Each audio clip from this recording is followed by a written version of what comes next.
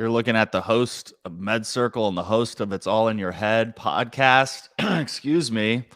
I'm Kyle Kittleson, and this is Jackie Colbeth. Hi, Jackie Colbeth. Kyle Kittleson, it's always so good to see you. And now I have an excuse to see you more than just once a week. I know. This is fantastic.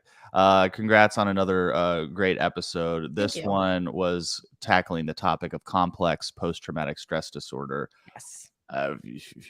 Huge. I'm so happy that you targeted this part of the PTSD sphere. Why was it important to you to focus on c-ptsd? Sure, because I'm big on nuances. And in mental health, there's lots of nuances. And if you don't key into those, I think you have a higher risk, a misdiagnosis, but I'm not a doctor. Yeah. So the nuance between things like complex PTSD versus PTSD, or what is ADHD versus ADD, they are different, but they are similar. And so I always like to highlight and was just, beyond excited that Stephanie was able to come on and share her experience with complex post-traumatic stress disorder. And I'm hoping, and certainly I'm confident, that by the end of the episode, you will have a deeper appreciation, understanding, knowledge, education on those differences. Yeah. And no question that hearing the lived experience is so educational. I got so much stuff from her. And I was also thankful that she was brave enough. Oh, I got distracted. There's Darla. It's Darla. There's Darla. Sorry. She doesn't leave. Yeah. We did a series on complex post-traumatic stress disorder with Dr. Romney. Dr. Romney was the first person to really explain to me what that was and how it differed from PTSD. In the link of this video, we will put or in the description of this video, we will put a link to that series. You can watch that on watch.medcircle.com. Before we jump into our discussion, Jackie, I would love to play this clip providing a little bit of background of her story. So let's take a look. As a child, I was beaten for being imperfect. And as an adult, I just beat myself up.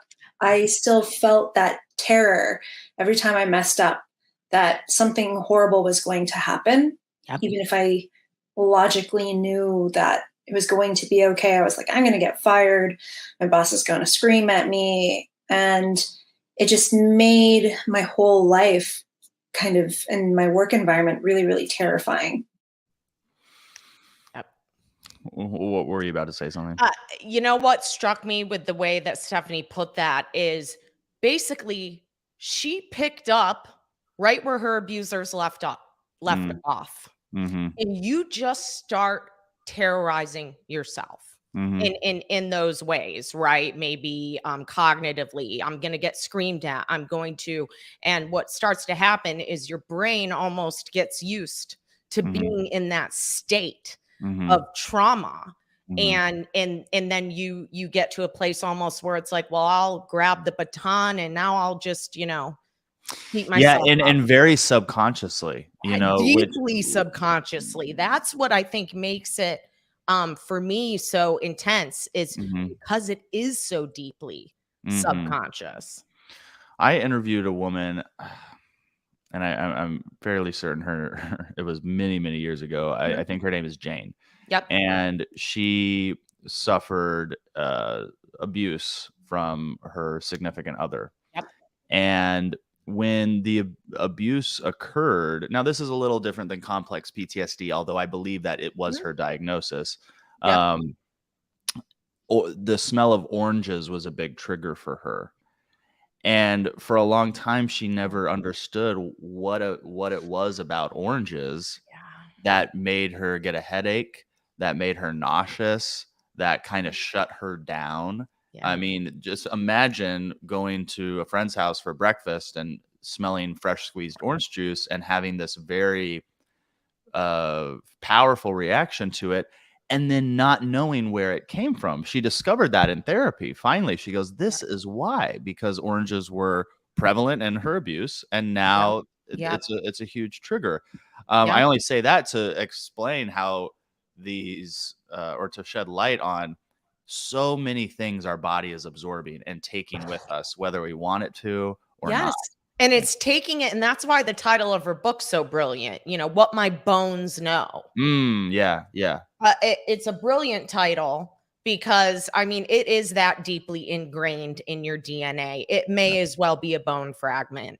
Right. I mean, it in your heart and your soul. And Stephanie even goes on to talk about different generational traumas. Yeah. In a subject I find fascinating, which is, trauma being passed down. Yeah. So that's, there's that trauma. Then there's the first hand trauma. It has been traumatic, and her bones knew that before her head may have known that. That's how deep it is. Yeah, I'm reminded of the book "The Body Keeps the Score." Yes, I won't even try to pronounce his last name, but I would say that's probably the #1 book that gets recommended to me even still. It's an awesome book. When they learn about mental health, they go, "Well, do you know Dr. So-and-so's Body Keeps the Score?"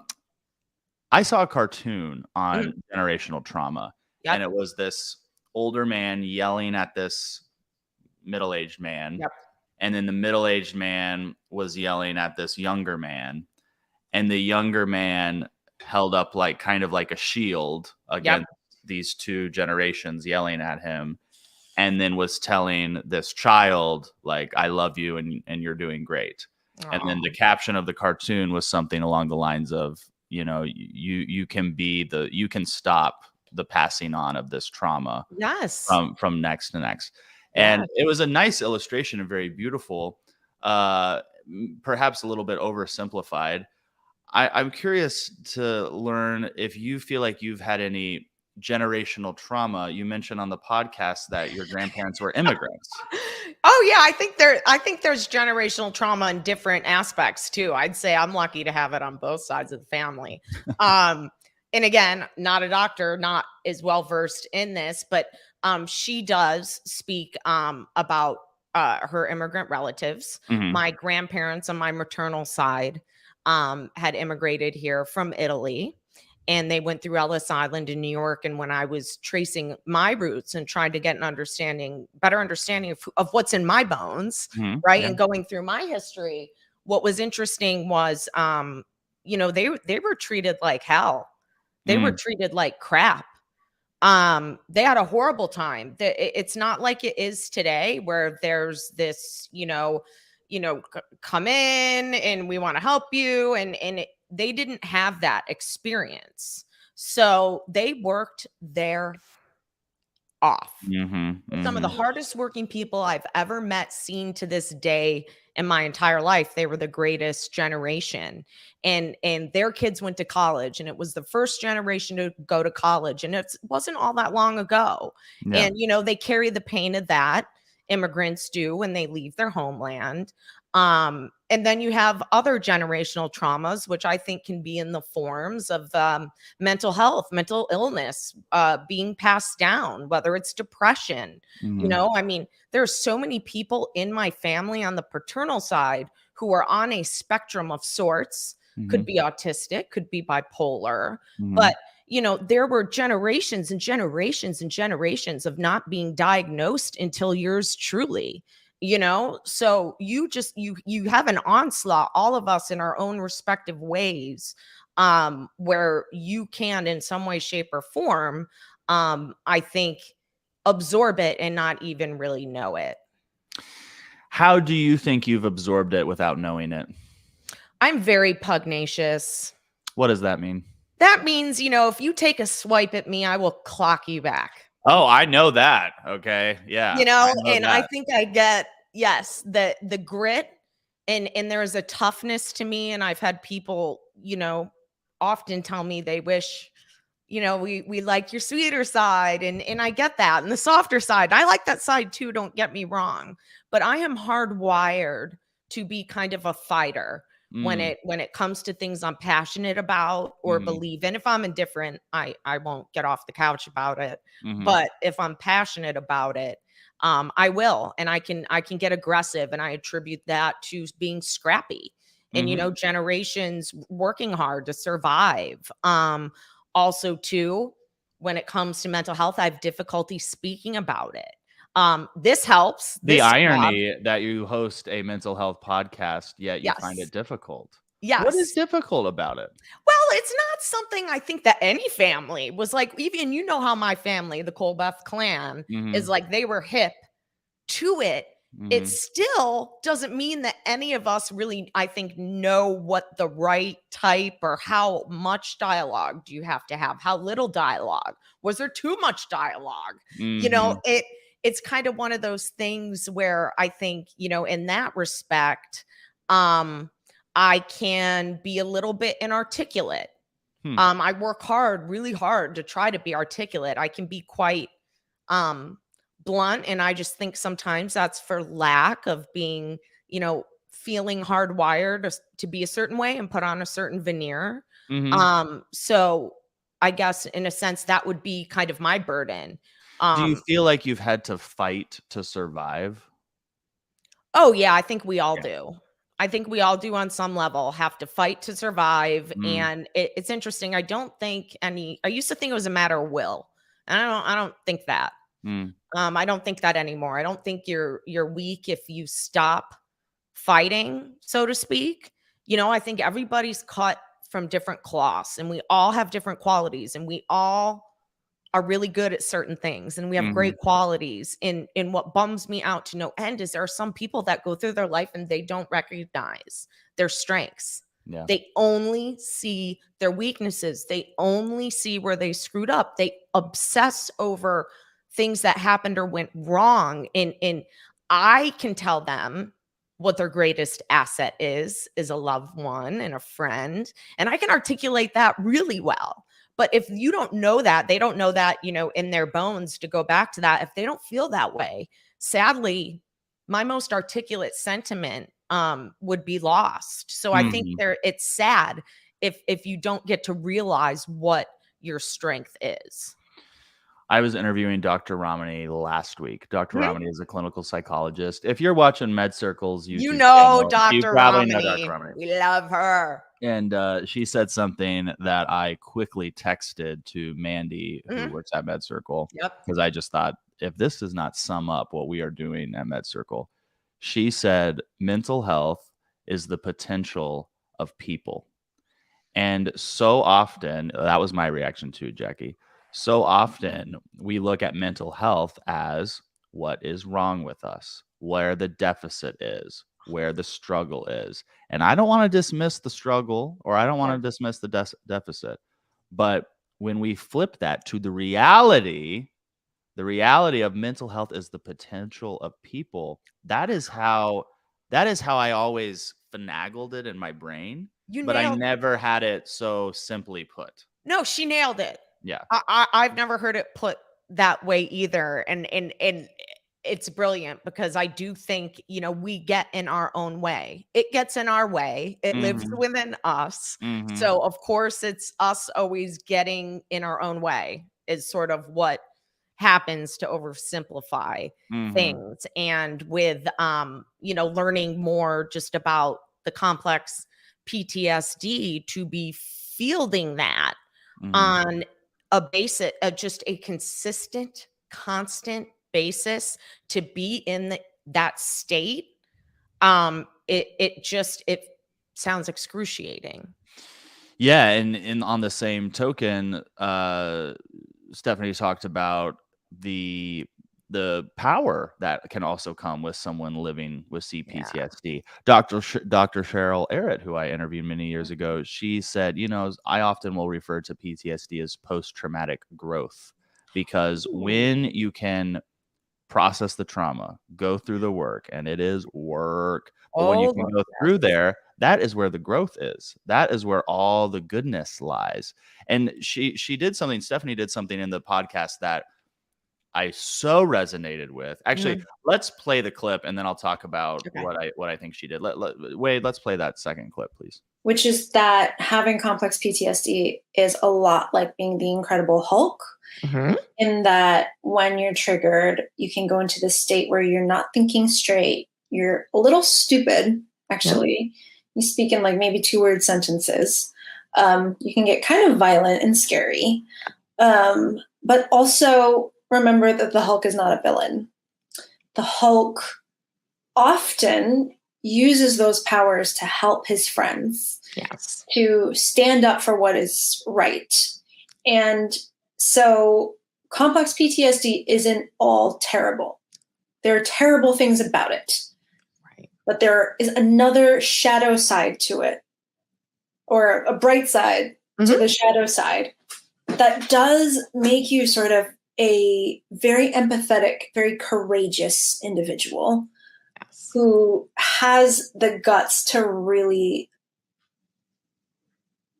stand up for those who are being oppressed, who are suffering. And so I think the real trick is to learn how to calm down your Hulk when you don't need him and say, like, okay, Hulk, not today. Right now, everything is fine. And how to use him when it's actually relevant. And I think once you're able to sort of harness the Hulk, your life gets so much better, and people with complex PTSD can be truly the most powerful, empathetic healers once they have embarked on that journey. It's a hard journey, sure, but it's worth it. The Hulk metaphor is what I just not in agreement. It's personifying the disorder, personifying the obstacle, personifying the thing that so many people go, well, this is me. Well, maybe the way I look at my depression as this little gray cloud over here. Right. I used to look at me as the depression. I would look in the mirror and see me and go, there's depression. There it is. And that's really easy to do when you're depressed. Well, right. But when you can separate and go, this is the depression talking. Yes. This is the depression feeling. Yeah. That separation for me has been so helpful. What she did was even look at the benefit. She has the Hulk for her CPTSD. Yeah. And she goes, and the Hulk isn't a bad guy all the time. No. You know, he's also good. So she's looking at the power that comes with that, which to me is like the next level of, the next level. It would be like the master's, exactly, or doctorate level, because I love that she used Hulk too, just like in comic books, but even so, right? I've known in everyone loves the Hulk. But as soon as she had to articulate the Hulk's not bad, I remember thinking, well, duh. Like, we know he's not bad.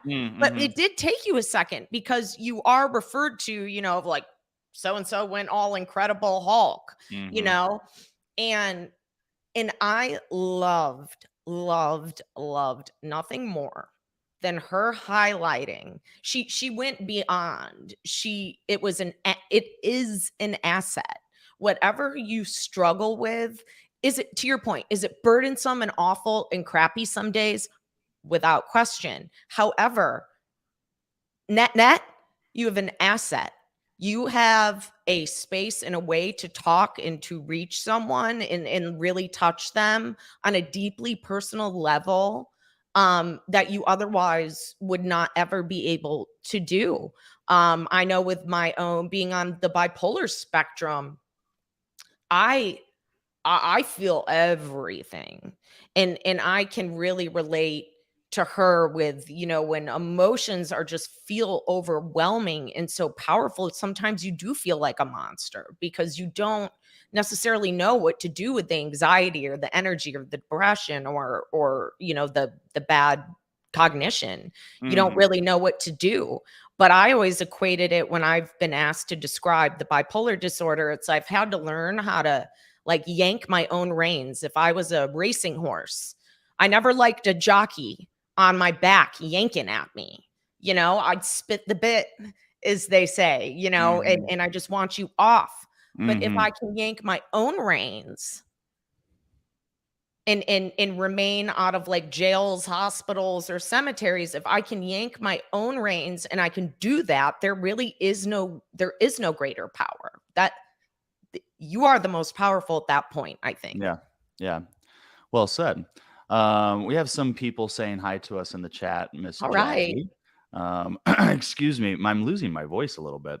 No. Donna. That up. We have Donna from San Diego. All right, San Diego. I just moved from there. There you Donna. go. We have Alexa saying hello and with a very cute cat. Hello. We have Jareen with a little saying hi. Jack is asking, who are the hosts? Who are these? Yeah, like who are these two? Fair question, Jack. Fair question. I can't even really answer that in 50 words or less, my friend. I really can't. We're just two people going through it, talking about it. Yeah. Of course, Sheila says hi to the most important person on the screen, Darla. So that's good. A lot of you are asking about the difference between PTSD and CPTSD, or which one is, quote, more severe than the other. Neither Jackie and I are doctors, so I can't even really speak to that. But I have interviewed plenty of doctors on the topics of CPTSD and PTSD and just trauma overall. And I will say this probably people go, well, yeah, duh. But when it comes to trauma, it is about how that individual responds. Jackie and I can be in the same car accident, and I could walk away and just go, oh, that was annoying. And Jackie could walk away and have symptomology for years from it, or vice versa. It is so individualized. And I can already hear some of the doctors like saying, yeah, and we get really hung up on diagnoses, and which are good because that informs treatment. But at the end of the day, those are man-made diagnoses. And Wade, will you take off the Sheila comment? I don't know how to do that. Sorry, Sheila. She's like Darla's getting so much airtime. Yeah. But the shoot, I lost my train of thought.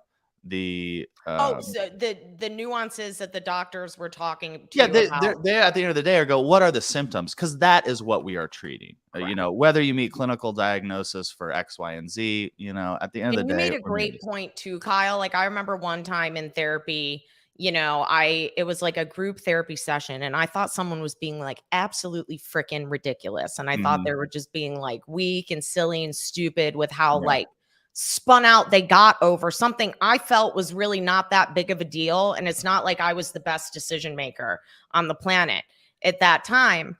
And I remember saying to the therapist, well, I'm just so tired of hearing about that. That's not even traumatic what happened to her. Yeah. And I go, so how do you even define trauma really? I mean, and she goes, could be a hangnail. Yeah. And I went, well, yeah. What do you mean? And she's like, well, just like the doctors say, each person processes situations that happen to them differently, and it doesn't make them better and it doesn't make them worse. It just makes how you process different. So what might, a car wreck could be trauma for one person, a hangnail could be trauma for another person. The point is that's what they're dealing with. Yeah. Joseph Lopez says, I love that. Trauma is not what happens to you. Trauma is what happens inside you. Yeah. What a great reminder.